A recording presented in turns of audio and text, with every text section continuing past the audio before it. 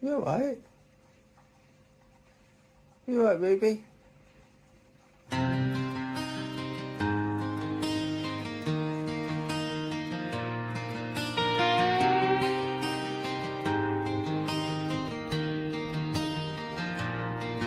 Phil walks the tree line when the sun goes down.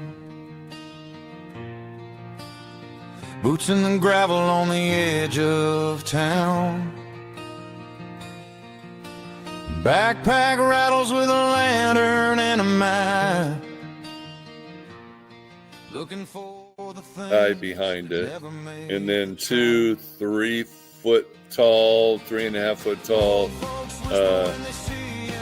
guardians with glowing red eyes were there. Boys been chasing shadows in the midnight grass.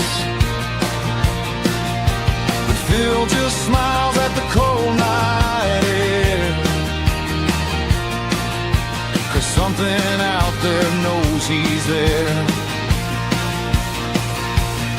In the rustle of leaves.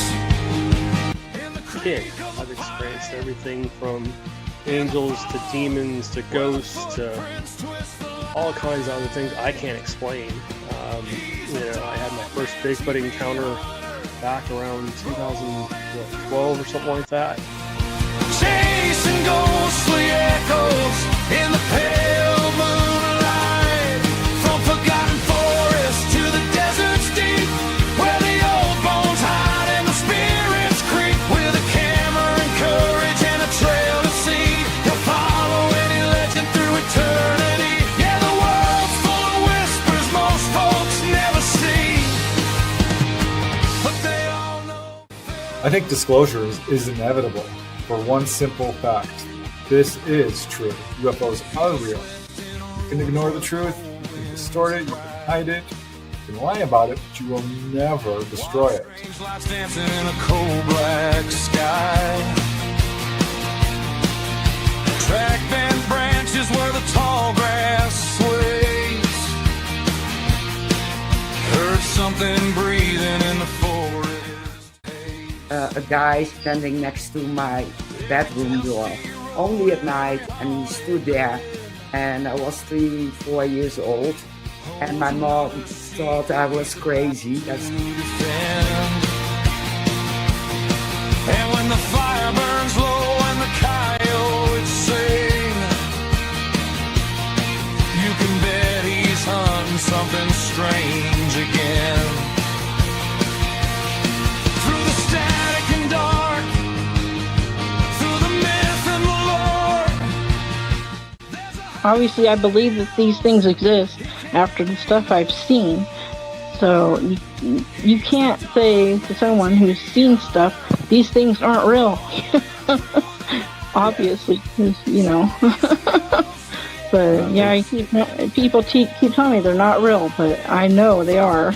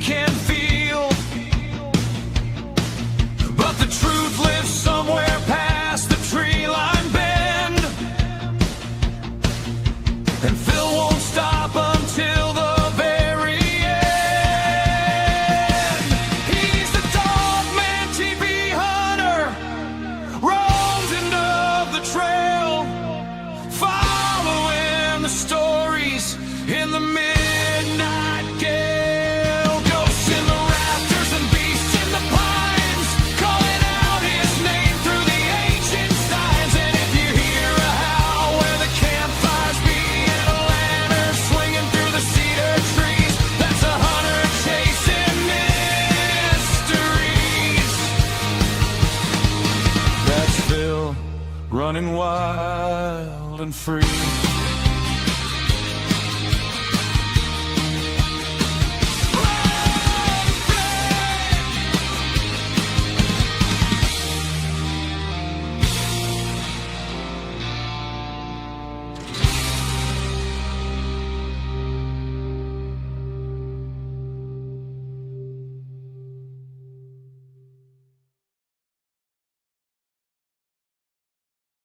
Boo boo boo boo boo boo boo boo boo boo boo boo boo boo boo. Where am I?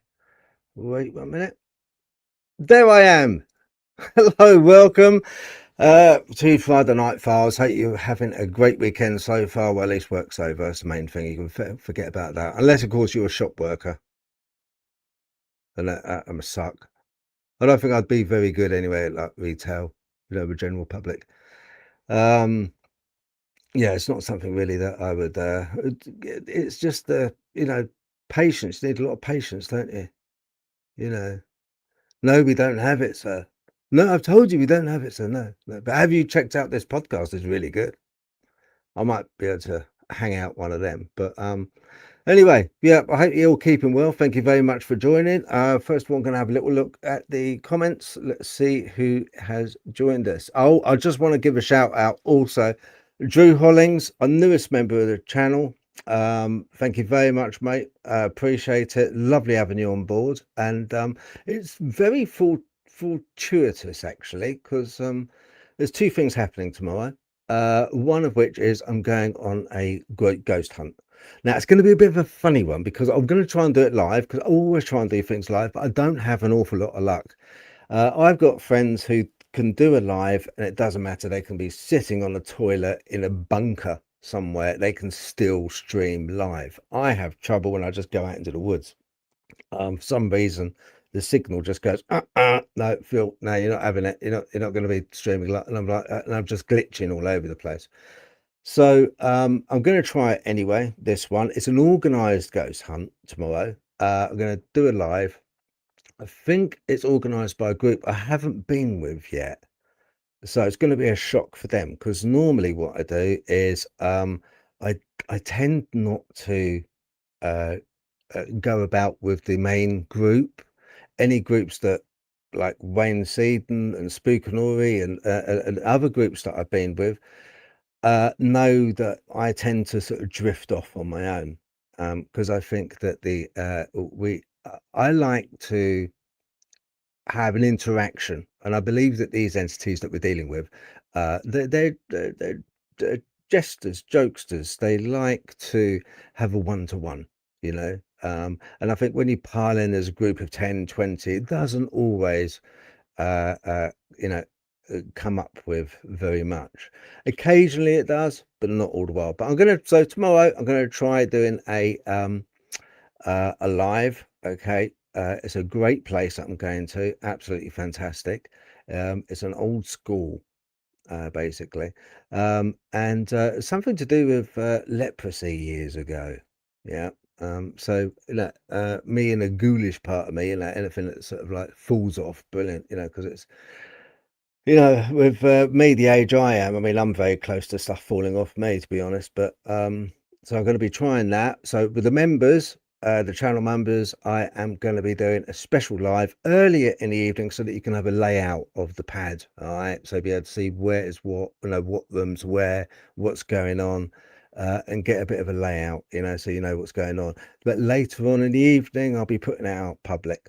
Okay, but keep an eye on my posts on YouTube and on Facebook, and I'll be putting that up there tomorrow. Also, quickly going to give a shout out as well for Susan Voosden from the GAPS team, Ghost and Paranormal Society, which is in Clacton-on-Sea. They have an event on tomorrow evening starting at 6 o'clock, which is going to be a carnival. And they've worked very, very hard, this group has, to put this carnival on. They're dedicated people. If you're a bit of a loss what to do tomorrow and you want to check out Carnival, 6 p.m, Clacton-on-Sea, go check it out. Okay. But other than that, let's crack on with the show, I say. Okay, we're going to be talking fairies. Going to be talking gnomes going to be talking elves, and we're going to be talking with Kate Ray. Okay, she's a bit of an authority. She spent a long time chasing fairies and looking into the mythology. But also, do you know what? She's a hell of a researcher.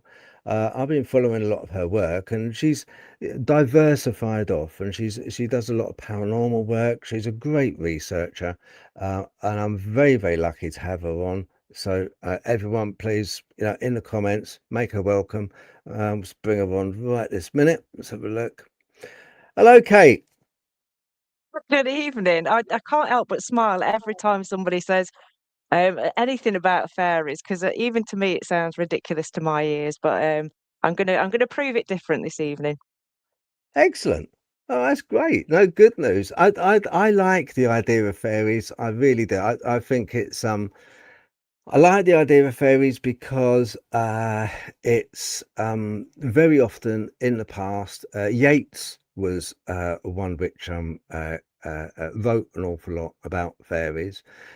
He was very interested in them. They date back to the 13th century, evidently, in this country. King James the First, I believe, was quite adamant that fairies existed.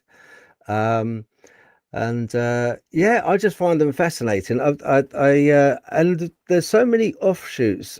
We talk fairies, but is it true, Kate, that they're kind of like fairies, gnomes, elves, pixies? Are they all from the same class of entity? Yeah, simply put, I mean, I often describe it as if you were to come across an alien and explain the animal kingdom, you would be explaining the difference between a giraffe and an ant, and that's where we're looking at. The word fairy is just all encompassing for the other for me. So it's those energies and entities that can come from the non-material world into the material realm, and that covers basically what fairies are. Okay, right. Um, Kate, how did you get into all this? How did you start off?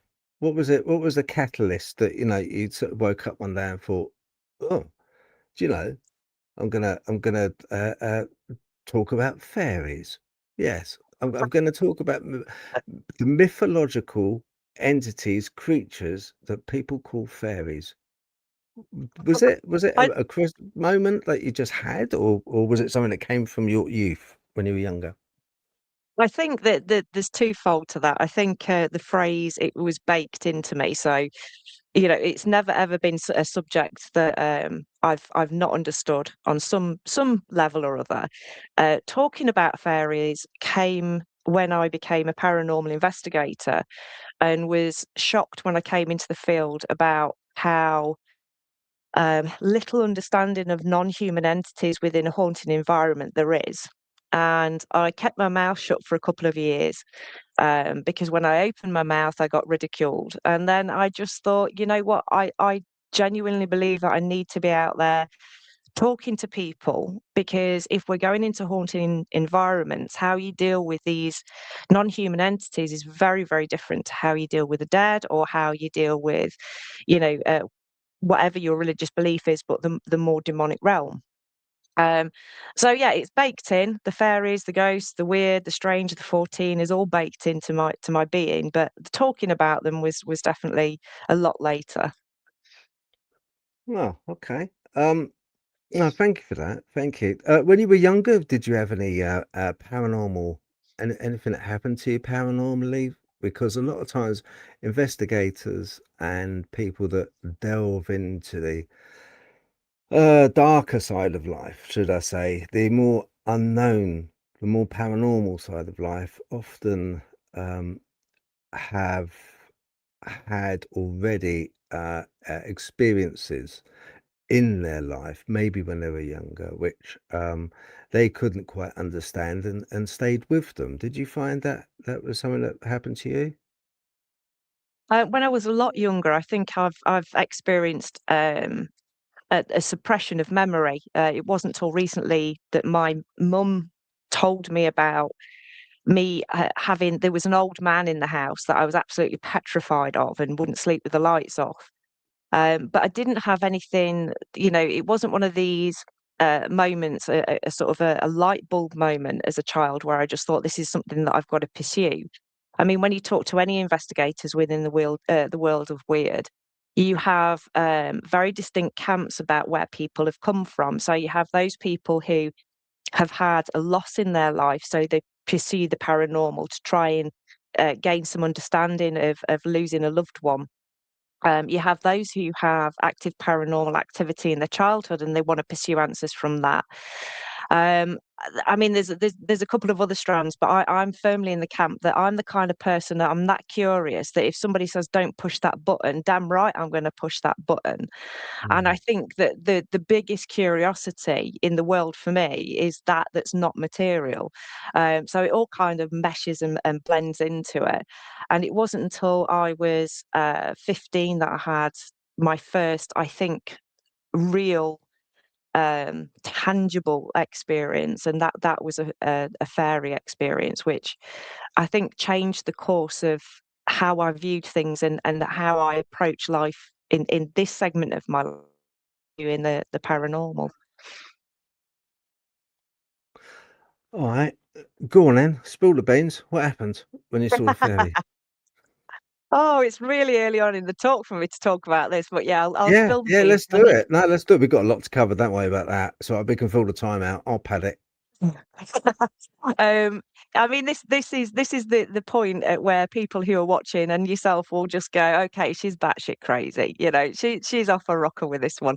And that was the kind of sentiment that I was met with for many years, and I kept it to myself for a good sort of 10-15 years without uttering a word to anybody. But I'd gone on a magical mystery tour with a group of friends. We were bored on a Friday night. We had no money. We're all skint, but somebody had a car with petrol. And we went to the Uffington Horse, the White Horse in Oxfordshire, and decided that we're going to drive through the night. We wanted to see the sunrise on the Uffington Horse. And we did that, and it was absolutely spectacular. It was a real magical moment. And I'd never heard of this place, but we took a walk down to Wayland Smithy, which is a prehistoric burial chamber, or so it's believed. And as we were walking down this pathway at dawn, I kept hearing a kind of a humming, whistling sound. I would say 50 plus to 100 beings or creatures or whatever making this sound. And I was confuddled about what was making the sound. So stopped every now and again to see if I could see in the hedgerows what was making it, and just saw things scurrying away. And eventually I rugby tackled a piece of grass where I'd seen something move, and put my hands either side of that piece of grass. And this creature sort of was looking over its shoulder at me.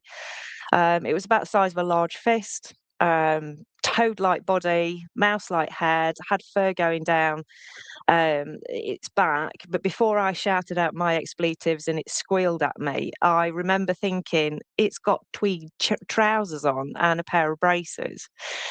And I was just absolutely flummoxed about what I'd seen. So I jogged on ahead to my friends who had been walking at a quick step in front of me, who were a group of males, a little bit older than me, to get some verification that somebody had heard what I was experiencing. And I was met with a wall of hilarity, and for a long time after, I was ridiculed for my gnome experience. Right. No, no, no, Told you no, it's too no. I early. I fully, told you it was fully, too no, early. no, no. I fully understand, and I think 100% credible. We got a right one here. Can you? No, no, no, no. I fully, because the way it came across and the way you described it, yeah, I 100% believe you. And people watching this, sort of like if they've seen my sort of like other stuff, kind of they're going to agree. They're going to be exactly the same as me, absolutely 100%, because your delivery and the description of it, you can tell by your body language. You know, Yeah. you can tell by your eyes. You know, what you saw is what you saw. Two things with the wee folk, little folk. They do preside. From a history point of view, they do preside in rocks, but especially old burial mounds, or maybe uh, uh, chambers, burial chambers. They reside there. Very often, the precursor before seeing any wee folk is going to be music, which is strange. I find very odd. Um, I haven't come across any myself. Um, I haven't as yet come across any fairies. I would want to say that I've seen orbs, an awful lot of orbs. I want to say I've also seen um, what I could interpret as being fairies in camera footage. Yeah. But once again, it's very um subjective from the point of view of, is it a bug, is it a fairy, you know. I do believe that fairies do exist, because if you don't believe in them, then one will pass away. You have to believe in them. No, it's I quite don't. true. I don't think that's solely true. I don't think that's solely true. I saw it on And a you're right. Disney film. I saw it on a Disney. It's got to be Exactly. true. It's got to be true, Kate. Disney has got so much to answer for. Honestly, it is my massive bugbear, and fortunately, we're coming into an era where um, people are recognizing fairies for their truth. And it was, the Victorians and the Edwardians who first sexualized into these diminutive busty little women who sat on the side of absinthe bottles and granted wishes, and were a little bit naughty, a little bit showing leg and a bit showing bust in a time when it wasn't a thing that was done.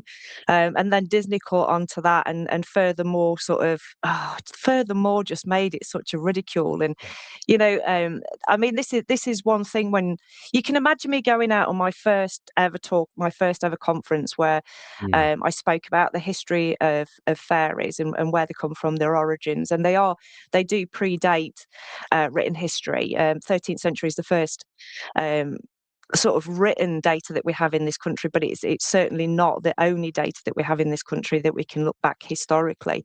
So imagine me standing in front of a room of predominantly male paranormal investigators talking about fairies, and they're all expecting Tinkerbell. mm. And luckily, by the end of it, I had done my job and convinced them that actually what they were dealing with was something much darker, and much more terrifying, and probably, as a paranormal investigator, a ghost hunter, something to be aware of above and beyond the spirits of the dead, because these things can come into our reality. I mean, I chuck in incubus and succubus in the fairy realm as well. I don't believe that they're in the demonic realm. I think that they're definitely fae. Do you think Fae are? Do you think, in essence, that the Fae are dark entities? Then, do you think they are sort of? I don't like using the word demonic. I'm not going to use the word demonic. Do you think that they are um, more of a mischievous entity, or do you think that they are downright bad bunch? You know.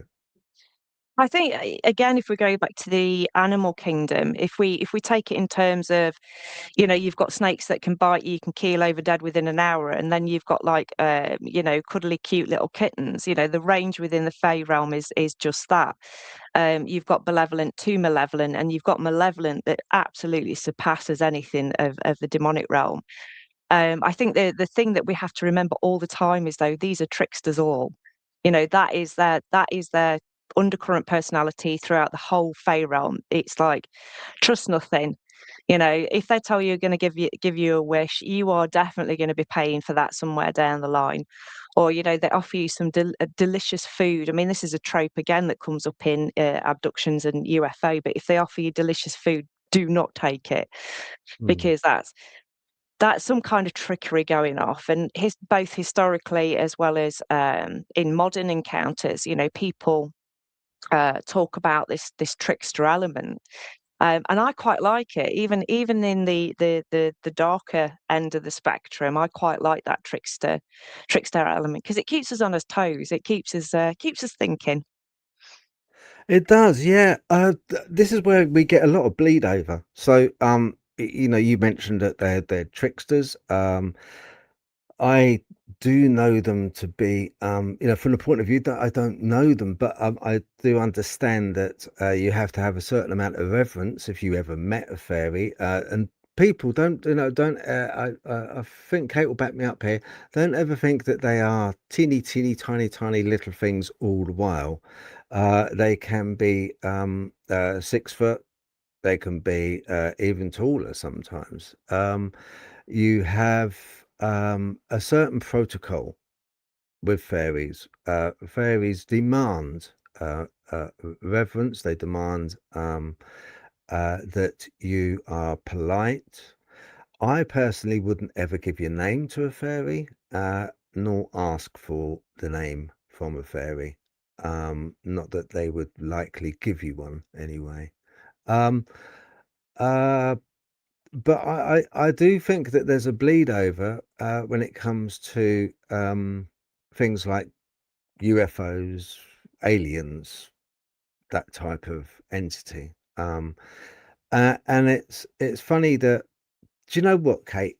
Years ago, in the old times, in the old days, they didn't have such a thing as the tropes we have nowadays for aliens and UFOs and stuff. They used to see things in the sky. I mean, it was some of the first documented was the late 1800s with the blimps. So each era has a relevance to its own culture of what it sees, an interpretation. So years ago, people would see blimps. They wouldn't see saucers. They wouldn't see triangles. And then later on, with Adamski, they started seeing what was coined flying saucers. Now it's mostly triangles that people see. But all through the age, right from the early time, now I believe that with the fairy witnesses, it goes back to old cave drawings. There is old cave drawings which look very much like fairy entities. And those haven't changed throughout the decades, throughout the centuries. Those fairies haven't changed. I think that when we talk about there's similarities with these fairies and with modern day alien sightings, and more importantly, what happens with the aliens. They abduct people. People tend to be in a white room with white lights, with entities and beings which they wholly don't recognize as being human. Um, and if they do, they wholly don't recognize the fact that these so-called humans act or understand the humanity of the person, the feeling, the emotion, everything that goes part and parcel with abduction. They sometimes wonder, why are you screaming? Why are you crying? Why are you so upset? We also have, so if you can imagine with an abduction scenario, in fairy lore, we have also abduction scenarios, do we not, Kate? So, We do. we have where they will entice people off into a fairy realm. Now, I'm not talking another dimension. I'm not talking really about a altered state. I'm talking about, if you like, a shroud. I always equate the fairy realm with being a shroud on top of which we live. it embraces us. If you can imagine it, I think it embraces us, and it's all around us all the while. It's just we can't see them all the while, but they're around us. And I think the trickster element might have some bearing on people seeing ghosts, poltergeist activity. Maybe we could put that down to the trickster element of fairies themselves.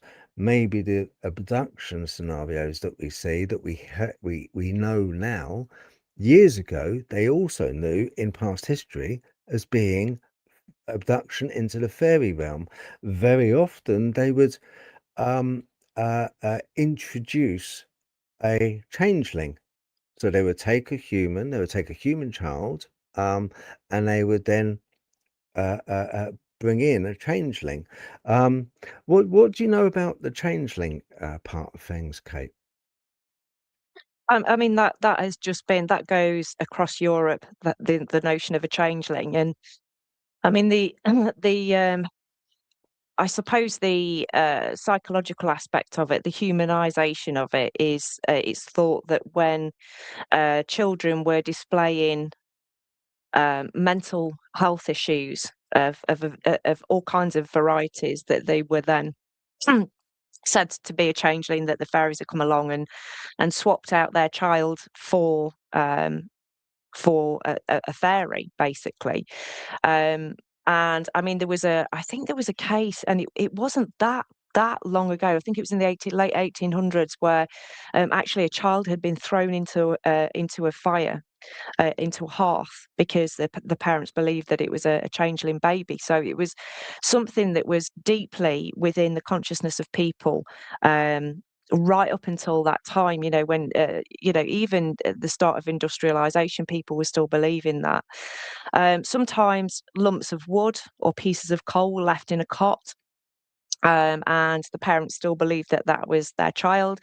One of the theories, a good friend of mine, Thomas Sheridan, has, and it's one that he's researched, is definitely the fact that he believes fairies cannot reproduce. They live in a squandered environment, an environment which isn't conducive to fertility of both plants, animals, and of themselves. And they would take human babies, or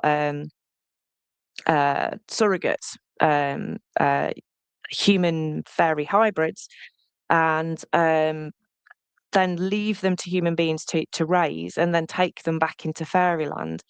Again, if you look at the psychology, that could be parents losing children in inexplicable ways.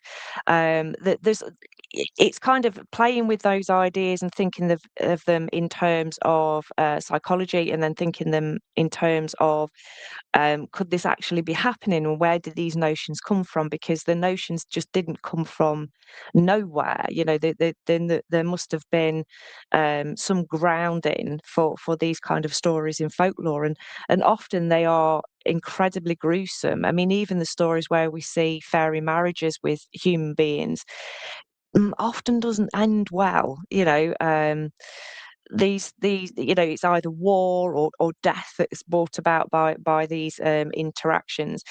And going back to what you were saying about the feeling that fairies are all around, I do get what you're saying. I think there is a definite truth in that, but I like to see them as the kind of dimension that's butting up closest to us. So if we have multi dimensions, they're one of the closest dimensions to us, so they can kind of hop in and out of that dimension, and make themselves known to us by coming back from their dimensional plane into our dimensional plane. I think some of them do stay on the material plane, but I think a lot of them do sort of pop in and out, just as spirits are on different dimensional planes. Spirits of the dead are. Yeah, I think the idea of changelings, and it was quite often that it used to happen. So you would get they would take a human baby, and they would nurse it until it got older, but the parents very rarely ever saw it again, their own child. Mhm. And this has happened. There was a famous case which happened not that long ago. I can't remember precisely when. And believe it or not, it was it was a wife that was in an accident, and the wife had an accident anyway. She kind of she disappeared for a period of time, had an accident, fell down a ditch, something happened, and then she reappeared. When she reappeared, and I believe I want to say it was the 1980s, but if someone in the comments wants to Google it, what basically happened was the wife came back, and but the husband absolutely adamant that it wasn't his wife. He said, Yeah. "No, no, no, no, no, no. It's she's different. She's changed. She's totally different. You know, she's not the same as she was, and not just from the point of view of she was in an accident and she emotionally changed, and she's kind of like, you know, she finally came to the conclusion that, hey, look, I married a prat. No, it's not that. It's she was fundamentally different. Physically, she was different, and you know, things like moles and that weren't there anymore on her skin. Um, I think your friend saying that with the fairies that they can't breed themselves. I think there's a thread of truth there, and I think they need us, and I think they take one of us because it helps with their stock. It helps because otherwise they're not in vast numbers. A lot of these, I don't think, and they're it helps with their stock and their bloodlines. And it kind of supports them, if you like. Mhm. So I do think that that is quite true. It's the same that I've heard with werewolves as well. Mhm. Werewolves amongst themselves, a alpha male won't and cannot breed. So they have to actually take a human male to breed with the female. Um, so you know, and that, as I understand it, is absolute fact. But um, you know, once again, it's subjective. You know, but yeah, and the changeling, you're right. I mean, you know, when they like in the case of throwing them into a fire because no, it's not my baby. You know, throw them into fire. A lot of times when they used to throw them into a fire, what actually used to happen was the child, the changeling, used to be heard to cackle in the fire and then shoot up the Chimney. chimney. And a lot of cases, it was only then that the human baby would come back and be outside the front door. That Mhm. used to happen. That was written about quite a few times. That was like one way of having your own child back. For some reason, that would bring it back. But you know, it's a hell of a test, isn't it? You know, it's a hell of a thing Mhm. to do. You know, to test. Um, Do you think that with with these fairies and fae, do you think that they are, in your opinion, aware that um, aware that we are of interest? You know, that aware that we are interested in them? Do you think that they because they don't seem to come across with any communication as such. They don't seem to sort of you would imagine they're quite sentient beings. They're free thinking. They have certain rules and regulations, obviously. You know, they have certain rules which they abide by. Um, but they don't seem to creep into our world from the point of view of, hey, look, you know, I'm a fairy and I'd like to communicate with you, Kate. And you know, I'd like to share and I'd like for you to share with us. Is it the one-way street where they know about us, but we don't know about them, do you think?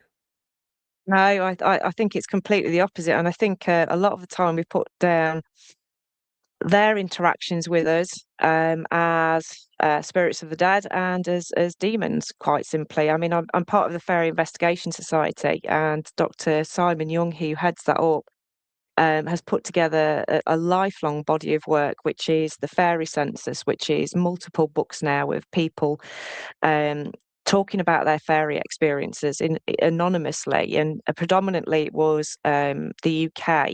It's now global, so people can go on the fairyist.com and give their accounts of interacting with fairies. And from the perspective of a ghost hunter, me going into haunted buildings, whether that be on events or whether that be on private cases, fairies do have very specific things that they will do that the spirits of the dead don't. And I actually have come to the conclusion that there are more interactions through ghost hunters and paranormal investigators with fairies than there are spirits of the dead. I think spirits of the dead are the ones who are lacking in communication and are often very, very weak in their forms of communication because they're not dimensionally that close to us. So fairies, as you said earlier, will do things like prior to the word poltergeist, which is a relatively new word, that kind of activity of pelting of rocks, of opening of cupboards, of plaiting of the hair of horses and cows, that would have been put down to angered house brownies or goblins. So that was very much within the fairy realm, and there were motifs that will carry through on all kinds of physical hauntings. And this is predating Christianity, so if we take off that religious lens, that we now will go, oh, the 3 scratches, that's got to be a demon. Well, no, that has been documented as fairy activity. Like I said before, incubus and succubus, now documented under a Christian lens of demonic. That was definitely something that was documented as a beautiful fairy lady that would come to you and in mid-act would turn into a hag. That's something that way predates Christianity. So I do think that they communicate with us, especially those who are out communicating with what they think is the spirits of the dead. They do communicate back. On the other hand, they have a really good way of communicating with people who are creatives. So oftentimes they will use creative people as muses and vice versa. So there are pieces of music that are attributed to fairy interactions. There are paintings that are attributed to fairy interactions. I know myself and others who have written books attribute partly, I part joke that I channeled my particular characters, that I was actually gifted the book and the story and channeled their story through what I wrote. And that, again, we're talking about ancient times, we're talking about the Greek muses, which were part of the fairy realm. The fairy realm seems to spring up around that notion of having muses that were kind of demigods that would come down and instill kind of creative gifts or philosophical gifts in people. I think we're communicating all the time. It's just whether we know it or not. I believe that orbs are to do with fairy and to do with others under that supernatural branch as well. But that, for me, orbs is beings coming through from interdimension into our dimension, and the first way that they can do that is to travel in their purest of form, which is light. That's how it comes through into our dimension, and that's why we get orbs. And I'm not talking about the regular ghost hunting, bits of dust and you need pledge or whatever, but ones that you see with your eyes that you can interact with, that have a sentience to them. I think that's those beings coming across into this really dense, heavy plane that we live on is not the same plane that they live on. It's a lot lighter. They don't have the density or the materiality that we do. So coming through, that's the easiest way. I'm rambling now. I do apologise. I know I've gone off on a tangent. No, really interesting. Very interesting.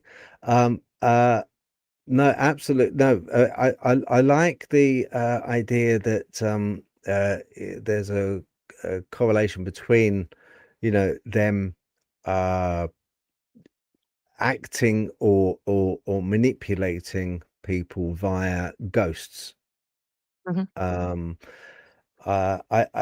And it's the absurdity that I find runs through an awful lot of paranormal and cryptozoology, and also with UAP. it's the absurdity, and fairies seem to have this absurdity about them as well. They seem to and I'm quoting from stuff that I've read because I've done a little bit of research, not a lot, but a little bit, and they seem to act in quite a absurd manner from the point of view of childish games, playing, moving objects. There is a darker side to them for sure. That is for sure, which is very different. But then not so different when you think of aliens. They're quite dark as well. But it's difficult. Do you find it difficult to actually have a if you like, a table? If I was to say, right, Kate, the Sandown Clown, okay, when those children saw the Sandown Clown, and in the Isle of Wight, I think it was, and it was absolutely absurd. It looked like a clown, square head, had like rectangular eyes, and kind of spoke with a microphone. That when they first saw it, it just saw this hand, like a gloved hand coming up. Now, to me, I would have interpreted that as a fae. Be- yeah, but it seems to be across the board that people have interpreted it as being an alien entity of sorts. But I would have, when I first heard about it and read about it years and years and years ago, I thought, my word, that sounds really fey. That sounds so fey. Is there a benchmark that you have as a group, to say, right, Phil, right, we're gonna put this, right, that Sandown Clown, right, just say you didn't hear about it, just forget you heard about Sandown Clown, but just say that I came up and said, oh, I've got this account, and this like hand came up, and it's a square face and triangle eyes and da da da.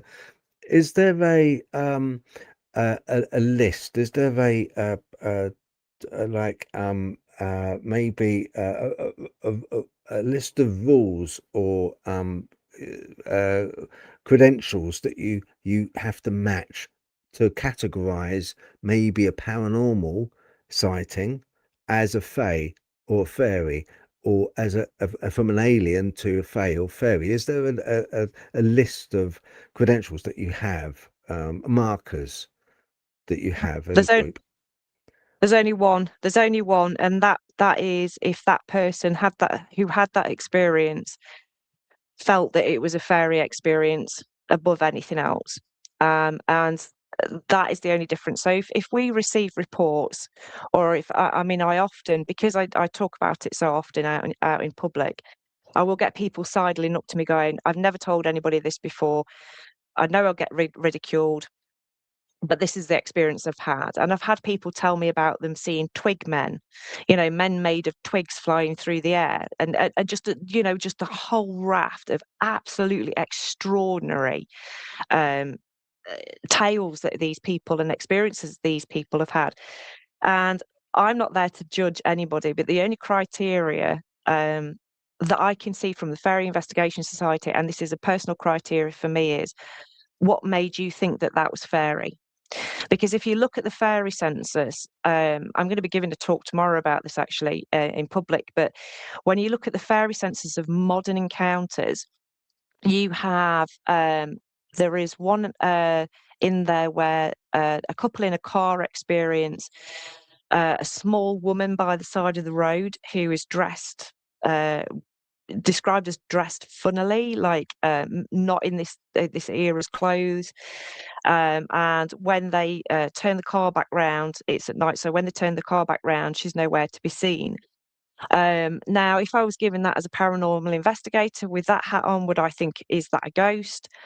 They very much felt like it was fairy, but there was no kind of markers, there was no wings, there was no ears, there was no, there was no interaction, so there was no markers of interactions, but that couple felt like it was an encounter with a fairy. There are other ones in there that are definitely sound apparitional.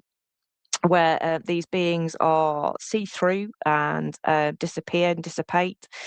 There are ones that definitely have strong motifs and tropes with alien abduction, so shape-shifting owls. So anybody who knows about alien abduction, and that terrifies me, the whole owl thing with alien abduction. That there's those crossovers as well. So when this data is received, and when I receive stories firsthand from people, it's not about me judging whether it's fairy or not. It's about that person saying this was definitely fairy. Oh, okay. All right. Right. In that case, have you noticed that with these witnesses, is there any commonality in their traits from personality wise? I've found a lot of people I've spoken to who've had experiences and they've been on the show. And yes, for I have seen this, and yes, for I have seen that. A lot of them have been on the neurodivergent spectrum Mm. in some form, to some degree, whether it be autistic or ADHD. Have you found that as well? It's not something I've not really queried people's particular labels in that kind of view, but I know that a very good friend of mine, Dr. Neil Rushton, he has done extensive personal research into even mild altered states of consciousness. So when we've come across people who have spoken about their experiences, specifically with fairies, the majority of those experiences are when people are in a slight shift to an extreme shift of altered states of consciousness. So, for instance, somebody who is taking a regular dog walk, walking through a forest, the brain's just drifting in and out. They're not really concentrating on their environment. They're not really 100% there in their environment.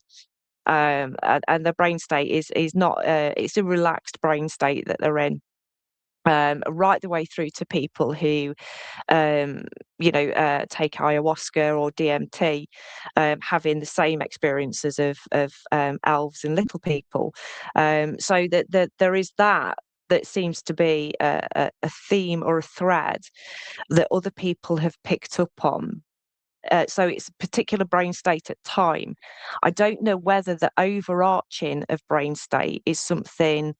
I mean, for many years I was a teacher, and I was a teacher with students who had emotional behavioural difficulties, and a lot of the time they were on various different spectrums.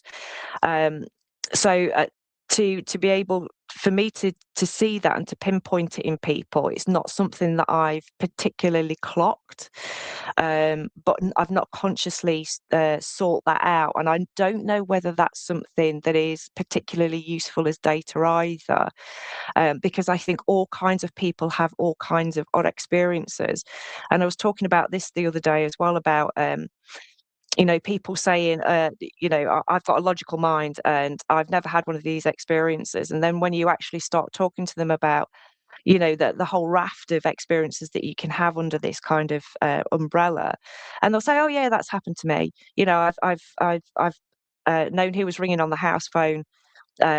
I picked it up and it's somebody who I haven't spoken to in 10 years, but I knew it was them before I picked up the phone. All those kind of weird things. And then they start understanding that actually they have had some very strange experiences, but how they retain those experiences are very different. I've got male friends who have had some extraordinary experiences talk to me directly after having these experiences. I can talk to them about it 6 months later and say, can you remember when, just chatting with them about an experience that they've had, and they can't remember it until I jog their memory on details. It's like the logical brain takes over and they just dismiss it. So I think we all have odd experiences, all of us. No. Yes, miss. Sorry. That was my teacher hat. Yeah, no, we do. One of the most common and flipping scary experiences I have. Like, I can be driving along, driving to work, driving somewhere, usually on the way to work, and I always pass a speed camera. There's one speed camera, Oh. and 9 times out of 10, I always think when I get to work, "Oh, no, did I go through that at 30 miles an hour or not?" I cannot remember the roundabout. I cannot remember going through the speed camera. It's like I'm in an altered state of consciousness on that Yeah. journey. Your brain just kind of switches off. Oh. You know, and that's kind of like very common, and really quite sort of scary. But yeah, no, you're quite right. It's I can imagine you being a teacher. Funny enough, you know what I mean. I can imagine you being my teacher. Yeah, yeah, yeah. I can honestly. You just got that. Yeah, yeah. Behave yourself, Philip. You in the back. Oh, no, I was a um, cool teacher. I was a cool teacher. I bet you were. I bet you were. Yeah, yeah. I had a couple of cool teachers. And funny enough, well, one was Mr. Bustamanti. He was a maths teacher, and I used to enjoy it. Believe it or not, I was a weird kid. I used to enjoy maths more than I did English. My English was terrible. Quite I had a terrible stutter when I was a kid, so I had to unlearn the stutter, which was very difficult. And I had a very patient teacher to teach me that. And also, my spelling was for crap. Honestly, I spelled phonetically, and it was very much a case at school. I know it's not anything paranormal, but at school I would like write, the cat sat on the mat. DE would be Mhm. instead of Mhm. THE, very phonetic, like that. And I remember the headmaster called my mum in once, and it was awful, really. I mean, such racist days, because I'm mixed blood anyway, right? But they called my mum in, and my mum got very upset about this. Um, Back in the 70s, this was, and the head teacher said to mum, said, uh, "Can I ask, Mr. Cotwell, can I ask, are you married to a West Indian?" And she was like, "No." Well, your son's got. Because I was quite happy writing like a Rastafarian, It's like, I didn't know anything, and I'm still very much like that with my writing, and like reading is always a bit sort of awkward, not the greatest, So yeah. Anyway, that's my thing over. One thing I wanted to ask was, oh, also another thing. Look, listen, people at home, right, in the comments. I know we've got quite a few. All right, we have got. Roxy, yeah, thank you very much for being admin. Kate, hello, Kate. We've got Jeremy 060. Hello, all. Hello, Jeremy. There we go. Let's put you up like that. Hello. Oh, nice beanie. Nice. Yeah. Okay. We've got got Jeremy. Drew Hollings. Yeah. Hello, Drew. Good seeing you. Of course. And thank you for the gems as well, Dawn. Sasquatch sister. She's lovely. So's Kate. Let's have a look. Now look in the comments if you've got a question, all right, anyone, and I know you've got questions, all right, put a capital Q so that we can recognize, and it will, from all the crowd, we can kind of like recognize, all right, we've got a question, and then we'll bring your question up a little bit later, right, in a little while. I've got a question. If that's all right, please, Kate. Could you talk about encountering fuzzies? I've never come across this before. Chaotic, dark, psychic dust balls with big violet eyes that can shrink down to hide under sofas. Now, first off, do they pay rent? No. And secondly, right, no, they don't. All right, they don't pay rent. Right, that's cheeky, isn't it? Secondly, you've questioned whether they are traditional fairy pets, human conjured egregores, or part of an alien being. Where do you currently stand on the Fae and the alien connection? Where do you stand on that?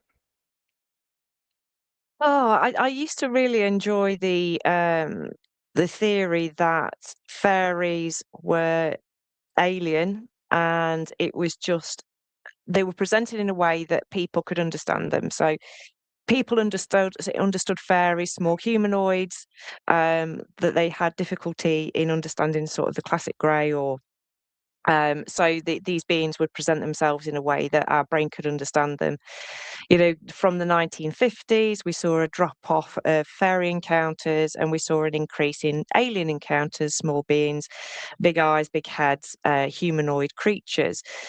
So there is that theory of, is it how we are interpreting what we're seeing in a way that we can understand and compute?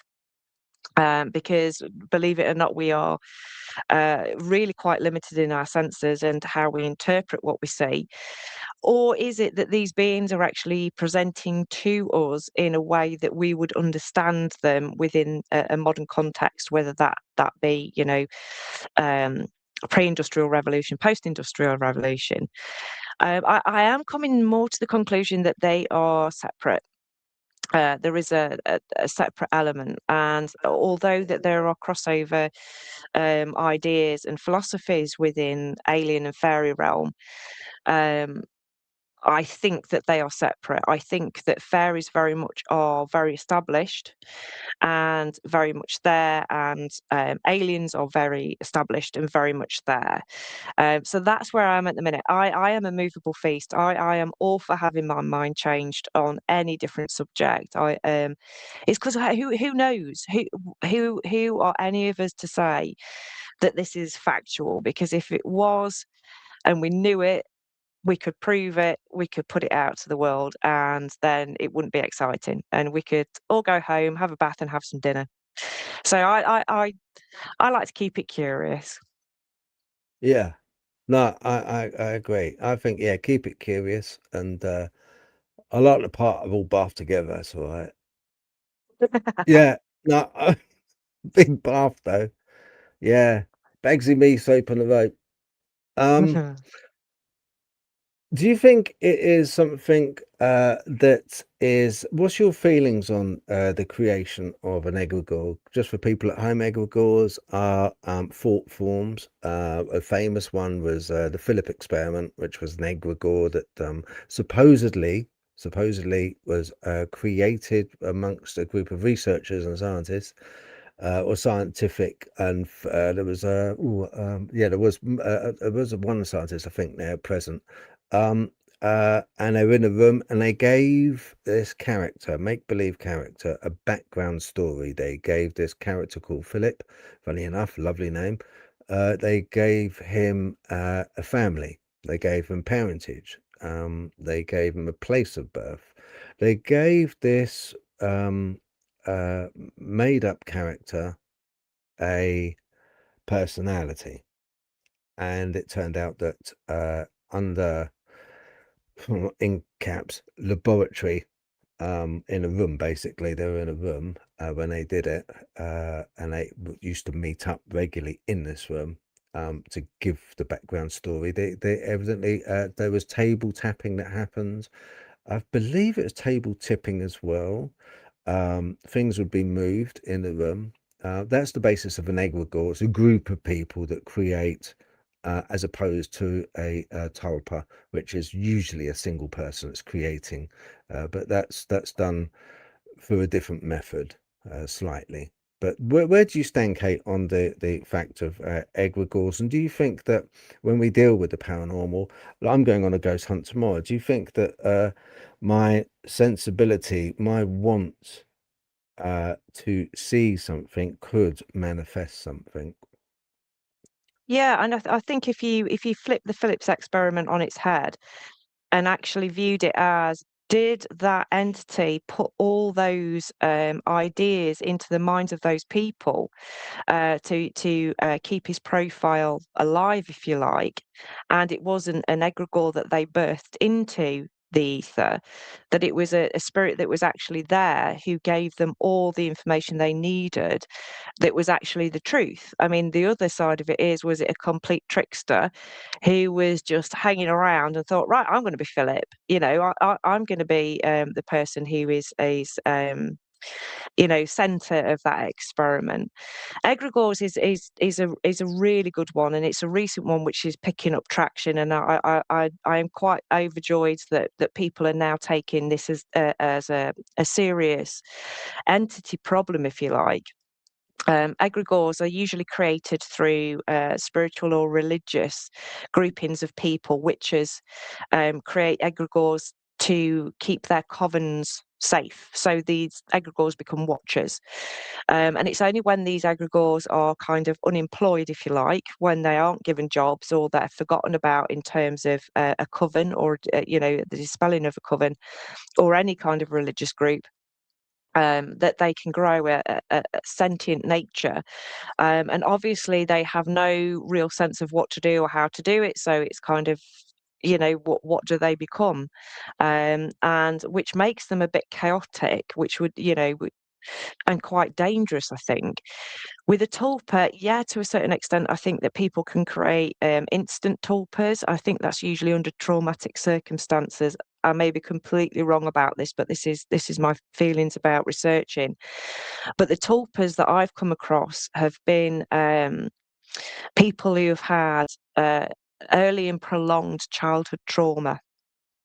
Usually within close proximity, either domestic abuse or abuse that's close by, and they create these tulpas to keep them safe. So these tulpas are usually scary entities, humanoid, but often not. Some can be created to be like monsters in the closet, and they create these things usually unconsciously to keep them safe from whatever traumatic and horrendous things that are happening to them. And when I've encountered them as a paranormal investigator, they are tulpas that have stayed with that person into adulthood, but aren't given any sense of what to do anymore because it's not a small child that is receiving that kind of environment or that kind of trauma. And they become not problematic as much as quite scary to the adult because the adult doesn't remember them from their childhood. I've had a couple where people have been desperate because they have been seeing very dark entities, usually men type entities, shadow figures that will come to them that make them feel very uneasy and very, very frightened. They will enter into their dreams and they will affect them on a daily basis. And it turns out that these are their tulpas. And when talking to people, the way you can figure out whether it is a tulpa or whether it is actually a dark shadow figure is a tulpa will usually come back into somebody's life with great force when that person is entering into say a contract, a relationship contract with somebody who they know is not going to be good for them. Or if they're entering into something in their life, maybe it's gambling or drinking, something that is not going to be good for them. So they're falling back into that danger zone that they had when they were a child. And when that person's happy and buoyant, they don't see or hear anything from that entity. But it's when things are either going into or are deep into this kind of traumatic state again that tulpas come about. Like I say, I'm a movable feast. I get snippets of information from all over, and it kind of either clicks into place or changes my mind again on these things. But that's where I am right now with that bit of research. I'll clip that. Excellent. Have you still got your friend, let's say? Have you still got a friend? I feel that you've got a helper, a friend. Do you have a friend or helper? Maybe an imaginary one? I've had a raft of things. I stupidly, one of the things that I did when I first started, I started becoming a ghost hunter, paranormal investigator, because I was absolutely terrified of ghosts. I'm not going to lie. That was, and I wanted to face my fear. And stupidly, very, very early on, and I'd recently just moved from an incredibly haunted house that I denied to the hilt that was haunted, but it was terrifying. But early on, I'd said in my mind, if spirits can read my thoughts, whether it be through energy or whether you can actually hear my thoughts, I want you to do something so dramatic that it can be undeniable that you've heard this conversation in my head. And I was woken up at the classic 3:30 in the morning to a bouquet of flowers being thrown across the bedroom and taking out a whole raft of things. And I vowed never again to like ask those stupid questions.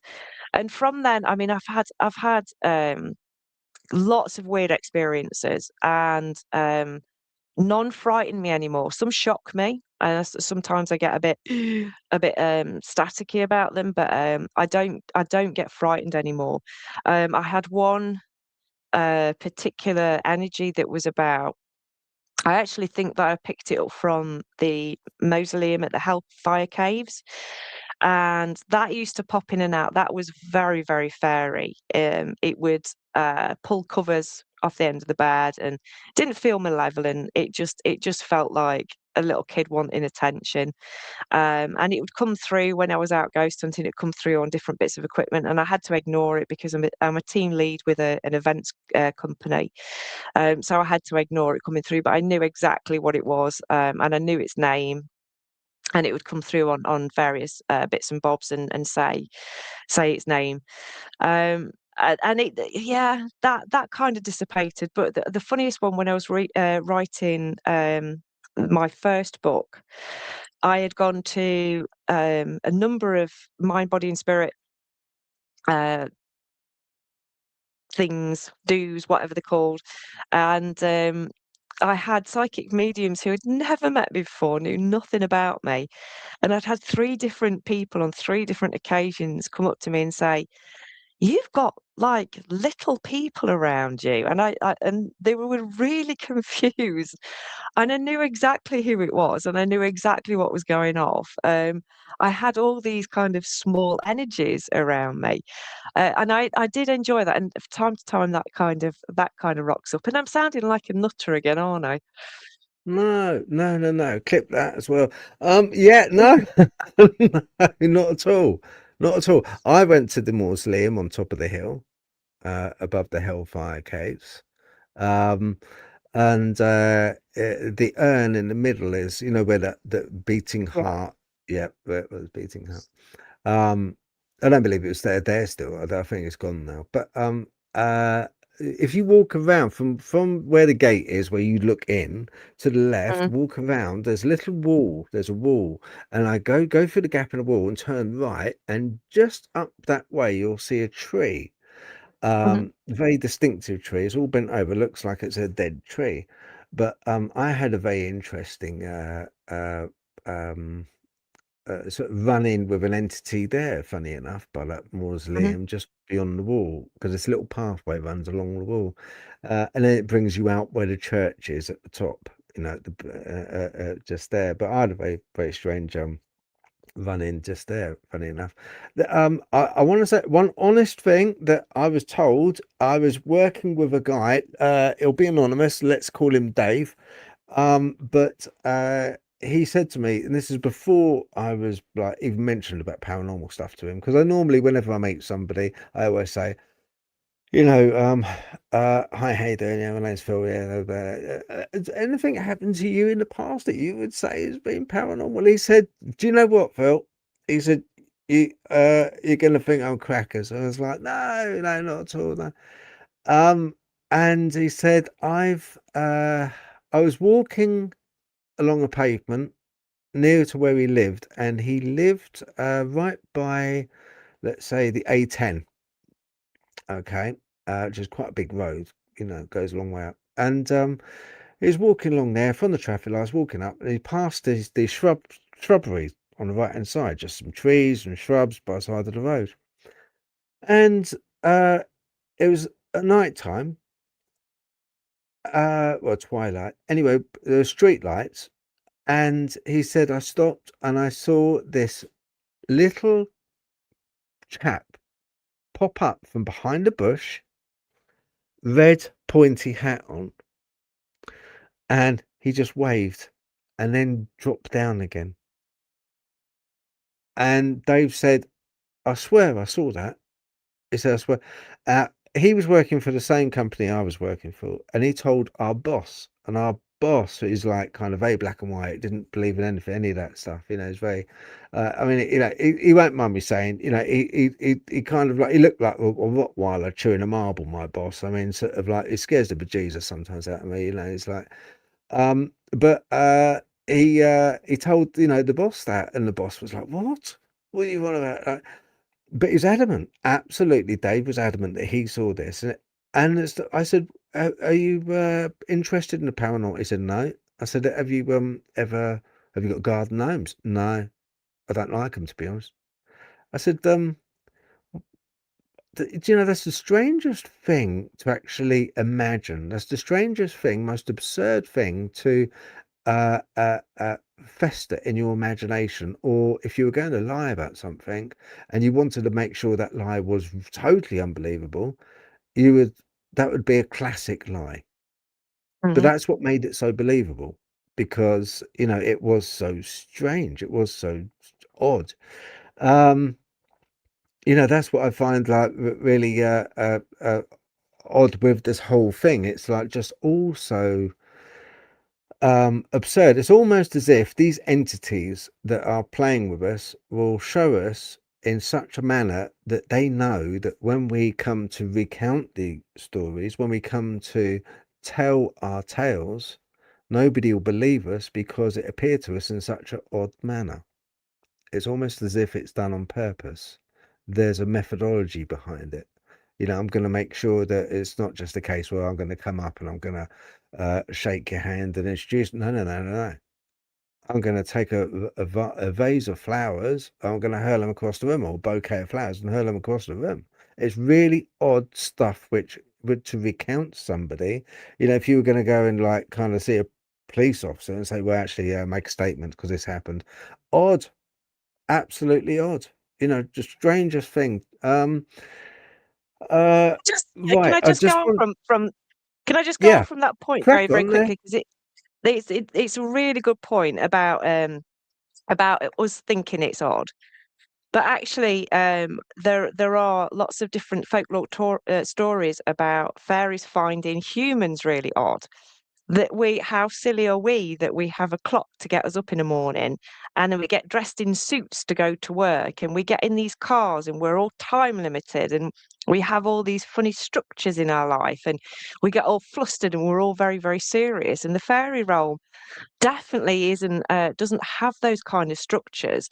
So I don't know whether that trickery is a conscious trickery. I think it's just their nature. It's just, the animals wouldn't understand our structure, and we spend thousands, billions of pounds, globally on looking at animal structures and animal psychology and how they interact with each other, coming up with all these theories and hypotheses. But animals wouldn't do it to us. And I think it's the same with fairies. They don't have the same values and moral base as we do. And they find us utterly ridiculous. So a little gnome popping up and waving is to them a perfectly pleasant thing to do. They wouldn't be thinking, "Oh, we're going to make them look like a right wally when they go into work and tell this tale." I don't think that, although they would find that hilarious, they would find that really hilarious. But I don't think it's a real conscious thing that they do. I think it's just an unconscious part of who they are, the spirit of them. That they are closer to nature than we are. We look at a lens that we are so removed from understanding our role within the natural environment, that we don't understand fairies anymore. Maybe fairies are there to help us remember what it is to be part of everything. Part of, we are animals. We are part of the animal kingdom, and we forget with our stupid little suits and our silly little jobs, and our bits of paper money that mean so much to us. And I'm sounding like a hippie, and you can clip that one there. Yeah, yeah, we'll clip that definitely. Yeah, you are. You're a proper tree hugger. No, that's really cool. And you are you are completely right, miss. From the point of view, all right, of we are absolutely ridiculous. I mean, look, we're trying our best to spend millions and millions and millions and millions and millions of dollars and time and effort finding and sending rockets out there into space, when look, we've hardly explored this planet. All we've done is we've kind of like just devastated this planet, and now we're deciding to try and migrate, to another planet to try and devastate that one, presumably. I mean, we know very little about the ocean. I'd prefer than spend money on the ocean to learn what is going on in the ocean and some of the species that live down there that we don't know as yet, than I would us going out into space. Although it's intriguing, yes, it is intriguing, spaces.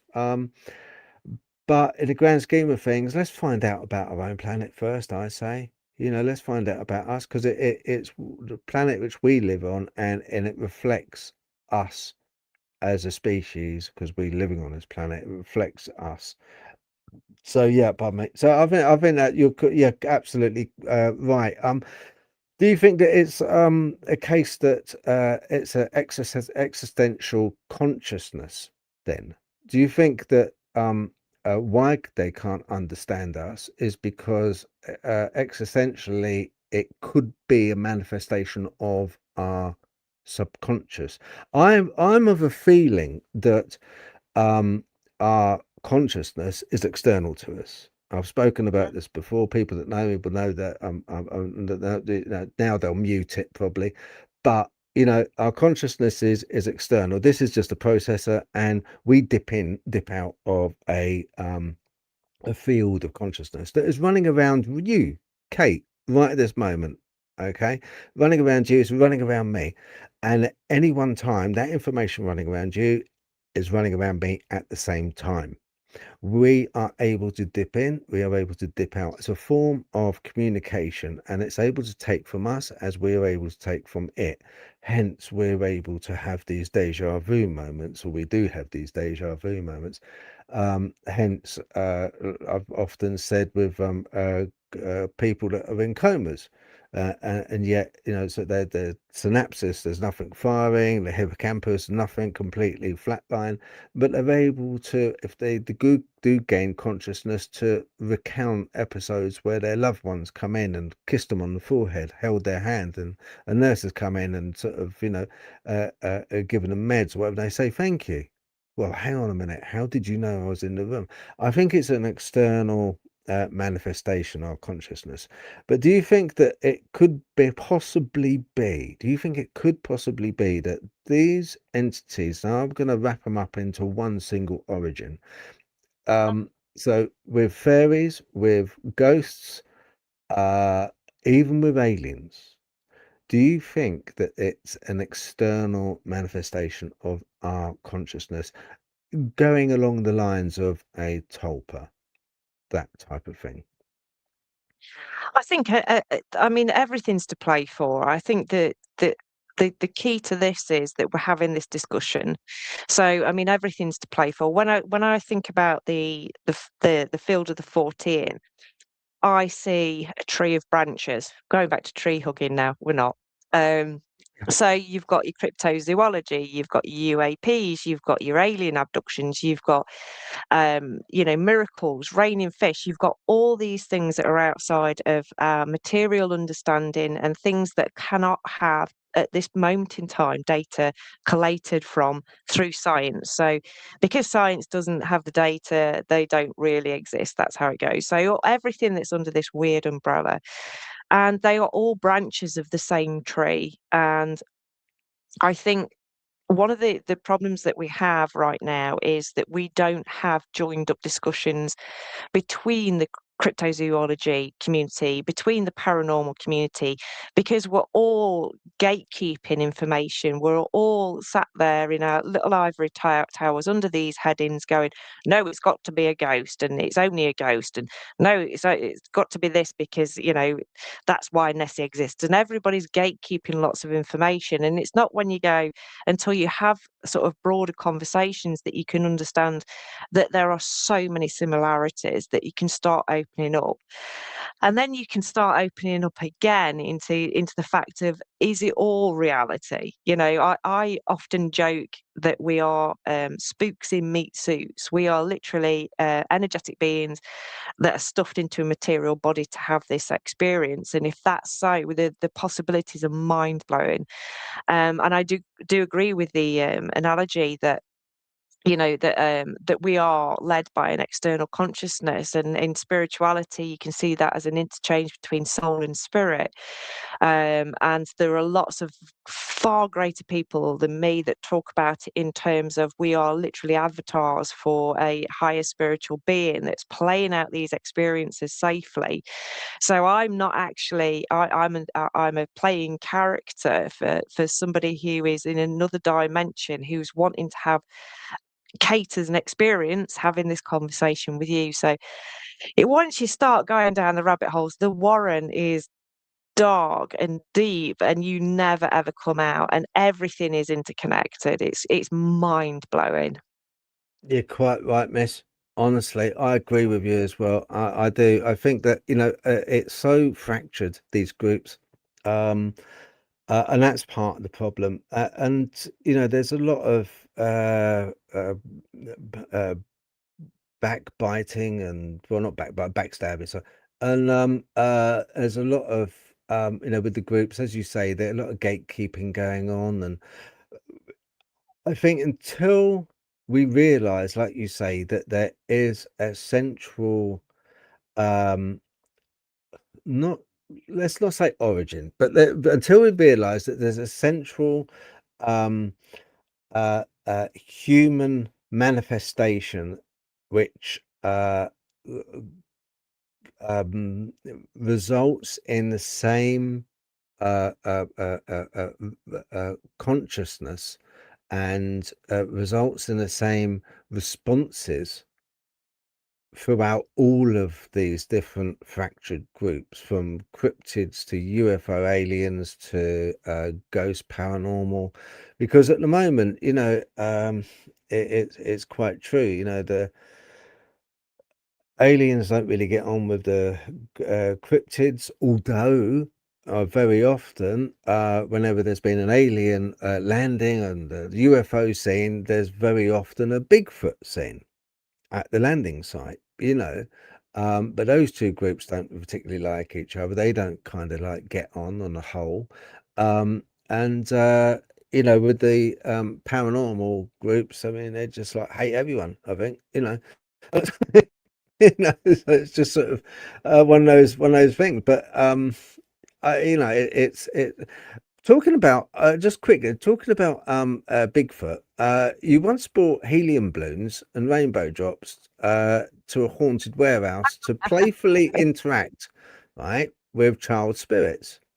Now, first of all, got to ask you, and be honest, did you eat any of the rainbow drops yourself? We forgot about them. By the end of the night, they were still there in the bags, and we forgot to take them with us. We left them on location. I was Oh, gutted. what the hell? Honestly, very Gutted. disappointing, this. Also, how does this traditional playful approach compare to the modern flashing cat balls that cause so much drama in paranormal community? You know, oh, the flashing cat ball, it must be some movement, you know. How does that compare, do you think? Well, I mean, basically, what I'm saying to you is, should we wind back the clock? I've got like a lot of paranormal, and I'll be taking tomorrow REM-Pod, the obligatory K2, but I don't like the K2 which lights up with the lights. I've got a trimeter, you know, tri-field Yeah. meter, so I use that. It's more accurate. I'll be taking thermal camera, all the gubbins as well. You know, I'll have a backpack on. I'll have flipping, you know, my Raiders of the Lost Ark hat on. I'll have, you know, I'll be all kitted out, you know. But do you think we should really hark back to more traditional methods? I think the best tool for paranormal detection is really ourselves. Mhm. I agree, and I think it's a difficult question, because I sit on the fence all the time. I sit on the fence all the time with all bits of kit, and I'm not I'm not particularly in love with flashy gadgets, and I'm not particularly in love with any kind of equipment. The only one that I really do like, and it's not one that I get to do very often or with people who I trust, is I love a spirit board. I love working on a spirit board. However, I think I'm the kind of person, and what you were talking about with the helium balloons and the rainbow drops was for the Supernatural UK, which is a YouTube paranormal investigation channel. And I'm the kind of person, I will throw everything, including the kitchen sink, at it. So once I kind of get to grips with an investigation, I will think of every possible way that I can get some kind of interaction or some kind of communication going. So I'm not the kind of person who will see a K2 go off and get excited, or hear something on an EVP and get excited, but when you get a sequential rhythm of things going, so you'll get, and I know they're contentious, but you get a cat ball that's actually physically moved, and then you get, your rainbow drops get rustled about, and then you get a REM pod go off, and then you get something else and something else. And then it becomes interesting. It's not just a piece of equipment that you're thinking, is this, I'm not quite sure whether these things actually detect anything. When you get a sequence of things happening, that's when I start getting excited. So it's kind of horses for courses. If you love your equipment, I'm throwing no shade on anybody. As I've said before, if we actually knew the answers to these things, if anybody could actually stand up and categorically say, I know 100% and I can prove to you that these things work all the time, every time, then none of us would be doing this. It would just be boring. It would be like fishing. There would only be a few people left doing it, wouldn't they? Because it's not exciting, because we're out there, we don't know whether we're fishing for a shark with a shoelace or we're fishing for a bass with a 250-pound line. That's the kind of an analogy that I can think of. So yeah, I throw everything at it, and then see what comes back. My most exciting moments that I've had have been actual physical encounters. They are the ones for me that, if there's no bits of kit that could have picked it up at the time, I couldn't care less whether anybody believed me in that instant or not. But I know when I've had a physical encounter, and it's usually a tug on the clothes that is completely unnatural and inexplicable, or a pull on the hair, or something's touched your arm and you can actually physically feel it touching your arm. And to me, how do you put that into data form? How do you then get a scientist to replicate that kind of encounter? And how do you get a piece of equipment to capture that? I don't know. I'm not a technological person. I don't know whether an SLS actually works or not. I don't know whether, a REM pod works or not. I don't know. I just take it that these things could have some merit, so throw everything at it. Mm. I think we ought to give ourselves more credit, really, because all of us have supernatural abilities, Yeah. and we tend to sort of forget this fact. Um, so people watching, I'm sure, as yourself, Kate, would recognize the feeling of when you go into a room or you go into a haunted place, that suspectedly haunted place, or even in a tube train or a train or a room anywhere. You have a gut feeling. You have a feeling that something's wrong. That person you're talking to there's a gut feeling about them. That's a supernatural ability that we've had that we haven't lost. That's right from caveman days. We still have that, and it still manifests when we are on alert. And a lot of times we're put on alert because of our surroundings dictate that our senses are heightened. It partly is because of our anticipation because we know that we're told it's a haunted place, so of course we're going to be on edge about it being haunted. But that feeling we get when it gets cold, our skin starts getting the little hairs start standing up, and we get that feeling of scopasepia, of being watched. That is another supernatural ability. All of these things really are indicators, I feel, and I think they go some way. They go a bit further. They go a bit more. They're a bit more intrusive into the veil, much further than a K2 would. Because the one thing which time immemorial, the one thing which has always been testable, and is not so much that the equipment shows a result, it's that we show a result.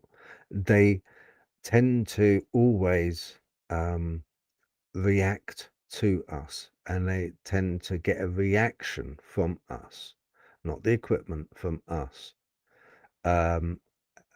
Many times people and myself have heard voices.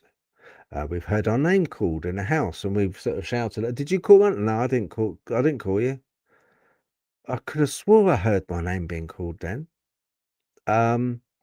That type of thing. And I think we should put more faith in ourselves than the equipment we use, really, because like you say, we are really the tool that should be used, because we're the ones which they interact with. They're, whatever these things are we're dealing with, they couldn't give two hoots about a K2 meter. They really couldn't. They couldn't give two hoots about a REM pod. What they could give two hoots about is us.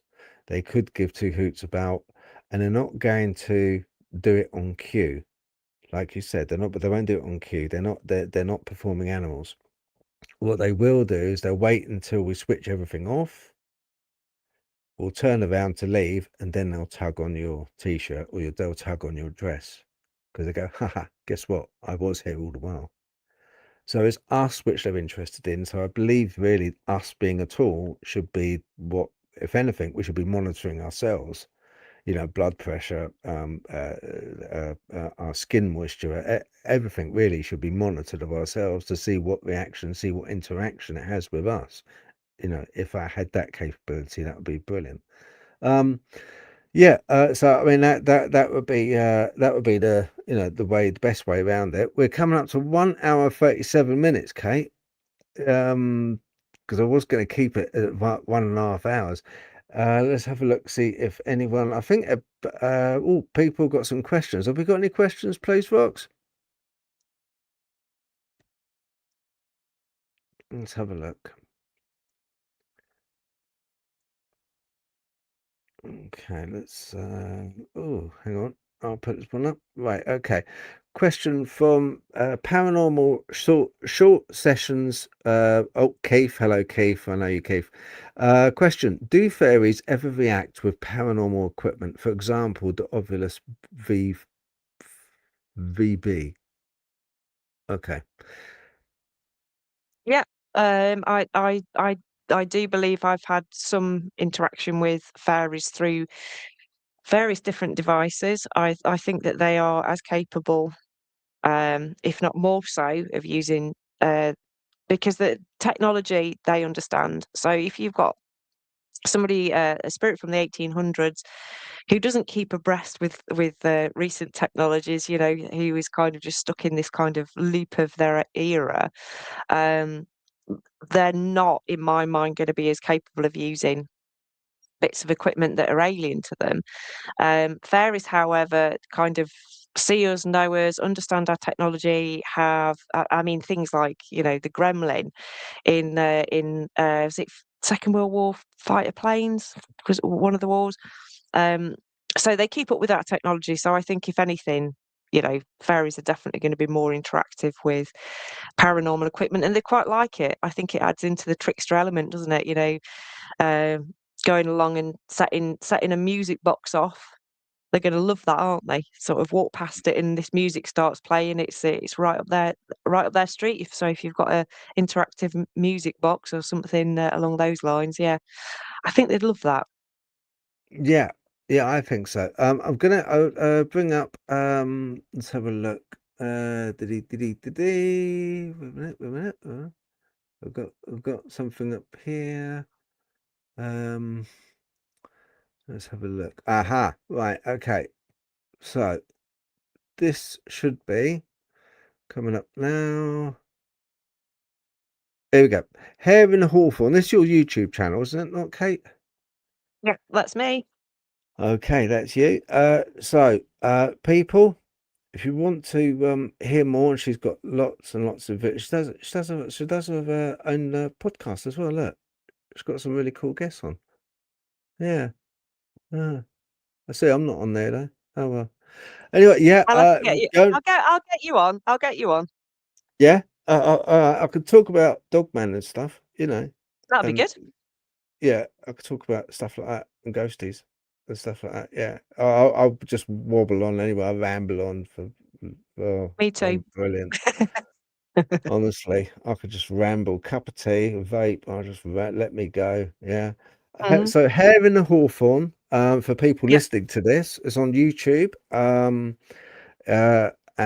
go check it out. It's really cool. And please show some love, because these channels, there's a lot of time and effort put into them, so it'd be really cool if you could show some love for that one. Also, Kate's got a Facebook as well. I'll get that up for you. Let's have a look. If I get it up, let's have a look. Oh, we go. I think this is the one. Hang on a minute. Oh, hang on. There we go. Right. Oh, I'll just do it this way. Hang on, let's have a look. Right, okay. Because I got the first one up. There we go. There you go. Can you see that? Right. You can see that, can't you, Kate? I can't. No, I can't. But that's what am I looking for? Oh, hang on, right. Let me go back to StreamYard and just check. No, you can't. All right, hang on a minute. All right, wait a minute. All right, let me get it up again. Hold on. Right. Okay, let's have a look. Aha. Right, this is it. There. Yeah? No? Can No, people see? You still can't see that. I That's can't. your But face. that just, That's your no. Facebook. Oh, for goodness sake. Honestly. All right, hold on a minute. Okay. Oh, there's always a glitch. Don't worry. But people who know this channel, they know there's always a bit of a cock up. But anyway, yeah, check her out on Facebook, which is Kate HareGirl Ray. So yeah, show some love. Follow. That'd be really cool. I'll put the description I'll put the links in the description anyway. That's why I wanted to get it up. Let me try again because you got your book on that one. I want to get your book up. One moment. Let's have a look. See if I can't. Third time lucky. Right. Bear with. Oh, there you go. Wait a minute. Yay, nay. No. No. Oh, do you know what? Flipping out. All right. Check out her Facebook and you can see her book there. Okay. Oh, hang on a minute. Let's have a look. Stop screen. Right. Okay. Yeah.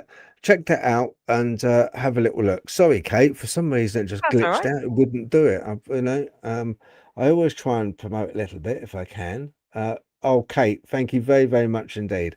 Yeah, Kate, in the comments, check it out. Kate's put the links up as well to the YouTube, and I'm sure she's put the link up, or she will do anyway, for the Facebook as well for Kate Ray as well. Thank you very much, Kate.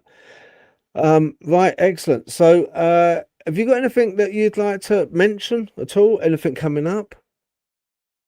I've got 4 sort of conferences, talks coming up. I've got Mysterious North, which is with Maria Wheatley, which is going to be awesome. I've got in a couple of weeks, I've got the Three Wishes Fairy Festival, which I'm going to be talking all things gnomes, which is going to be good. and I get to dress up as a gnome for the weekend. So I get to live out my whimsical fantasies of being a gnome. The weekend after that, in September, there is the Strange Days Festival. Now, if you are into anything under the 14 umbrella, whether it's crypto, alien, whatever, if you read 14 times and love all that kind of strange phenomena, Strange Days Festivals is a banger. I absolutely adored it last year. I went to the very first one and was one of the speakers. I've been asked back again. I'm going to be doing a bit of hosting this year there. So I think there's still tickets available, although they will run very, very dry, very, very quickly. And then I've agreed to do the Highland Paracon. I think that's what I'm going to get it wrong, and I'm really sorry. But it's the furthest north paranormal conference in the UK, and that's going to be in November. So I'm hoping that the snow doesn't come down, because that's going to be a tricky journey. Where's that on? What, Mount Snowdon or somewhere? No, it's the Hebrides. It's the Outer Hebrides. No It's up from. way. It's not. It's more north than Inverness. It's going to be spectacular, but it's going to be epic. It's going to be a two-day travel for me to get up there. It's not going to be an easy one, but I'm so looking forward to going to speak for those guys. Oh my word. Do you know the water comes out the taps like a tan colour? It doesn't surprise me. Have they got water up there? Have they got Yeah. electricity up Oh that far? yeah. Oh yeah, they're not that backward, are they? Oh no. No. There's a base up there as well. I think it's an air force. No, submarine base. I think it's a navy base up that way as well. Yeah. Yeah. But no, oh brilliant. No, that sounds really exciting. Really exciting. Kate, can I ask you something? You know, I've seen you dress up in your gnome stuff. You know, I've Yeah. seen photos and pictures. Honestly, between you and me, do you actually like get on a bus like that? I don't get on the bus, no, but I have been seen in public. I mean, this time last year we have something. I live near Sherwood Forest, and we have something called Fantasy in the Forest, and everybody gets dressed up. So it's all kind of different genres. You've got witches, you've got dragon riders, you've got the Whitby Krampus run that come down, and and everybody gets dressed up. So I have been known to saunter around, but I quite like having that alter ego. You know, when you're a paranormal investigator and you're kind of steeped in this real kind of dark drudginess. And I work for Barry Guy and his events company. Goes to find a paranormal events, and it's very serious, and it's it's quite a dark thing to do, isn't it? You know, it's part of the dark tourism. And then I get to dress up as a gnome. I have had a weekend where I've dressed up as a gnome in the day at Three Wishes, then took my gnome hat off, gone to Shepton Mallet, ran a ghost hunt at Shepton Mallet, got about 3 hours kip, then put my gnome stuff on and gone back to Three Wishes Festival the following day, which is just such a tonic. You know, You're it is my hardcore. tonic. That is Yeah, a hardcore name. That that is is, I hardcore was. name. Dedicated. Honestly, Yeah. absolutely dedicated. Yeah. No, I love it. I love it. All right. Well, um, people, I know you've enjoyed it. I can tell by all the comments. Thank you very much for watching. Do appreciate it. Kate, thank you very, very much for your time. And Been a do you know, pleasure. I'd like to have you on again if that's okay. Yeah, I'd love to. Love to. Oh, excellent. Excellent. All right, that sounds like a plan then. Okay, right. From us, I want to say thank you, good night, and yeah, catch you again soon. All right, be careful out there and be good. All right, bye bye.